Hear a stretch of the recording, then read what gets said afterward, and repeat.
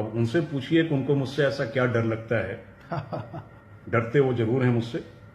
और डर का आलम यह है कि 2014 में मार्च में मैंने आरटीआई एक्ट में उनकी और उनके बेटे की 10 साल की रिटर्न मांगी थी, और इतना घबरा गए थे चिदम्बरम साहब कि खुद अपने दस्तखत से ऑब्जेक्शन फाइल किया और पूरी ताकत लगा ली फाइनेंस मिनिस्टर के ऑफिस की कि मुझे रिटर्न न दिया जाए। छोटा सा सवाल है कि मैं उनके रिटर्न में ऐसा क्या निकाल लूंगा जिससे अनर्थ हो जाएगा, चिदम्बरम साहब की पूरी कायनात जो है मटिया मेट हो जाएगी अगर उन्होंने कुछ गलत नहीं किया है।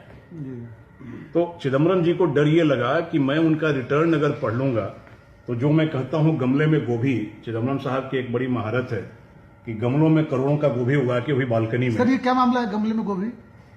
एग्रीकल्चरल इनकम दिखाते हैं चिदम्बरम साहब जी, और वो गमलों में गोभी उगाते हैं, वो भी बालकनी में गमले रखते हैं। कितने पैसे का? कितना? करोड़ों का मतलब बालकनी में 2007 में, जी हाँ, 2007 में बालकनी में कुछ गमले रख के, या बरामदे में, मतलब बालकनी कह रहा हूँ, बरामदा, बालकनी, टेरेस, जो भी आप कह लें, उनमें कुछ गमले रख लेते हैं, उन गमलों में गोभी उगाते हैं और करोड़ों का एग्रीकल्चरल इनकम होता है उससे।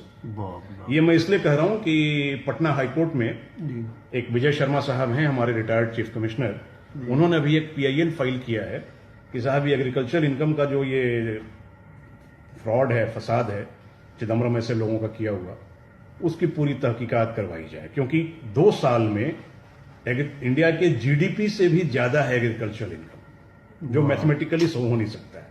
मतलब पूरे देश का जो ग्रॉस डोमेस्टिक प्रोडक्ट है उससे ज्यादा एग्रीकल्चरल इनकम भाई लोगों ने अपनी रिटर्नों में दिखाया है, और जिसमें चिदम्बरम साहब लोग ऐसे शुमार हैं।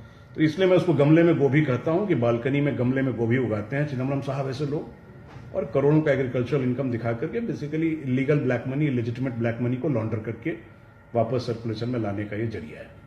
और चिदम्बरम साहब ने ऐसा किया। 2007 में कंप्यूटर ने इनका रिटर्न पिकअप किया था, और चूंकि फाइनेंस मिनिस्टर थे तो अपने असर का, रसूख का मिसयूज करके मामला रफा दफा करवा लिया था इन्होंने। तो ये अच्छा, ये कभी बातचीत